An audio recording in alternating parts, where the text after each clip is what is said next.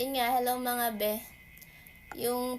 Pumunta ako ng India like October to November, tapos yung mga documents kong dala is passport, syempre, visa, valid ID, certificate of employment, CFO, kahit hindi naman required pero kumuha pa rin ako ng CFO.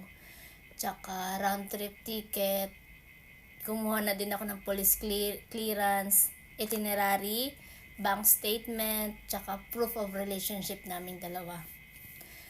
Tapos yung pin-repair niya naman, tapos pinadala niya sa akin yung affidavit of support. Yun yung i-stamp doon sa embassy nila, like Ministry of Affairs, like apostille ba yun or notarized ba yun. Tapos passport niya, valid ID, Aadhaar card, tsaka bank statement niya, and business or work proof, ganun. Pero yung importante lang talaga is yung affidavit of support. Yun, talagang makakaano ka na dun sa immigration.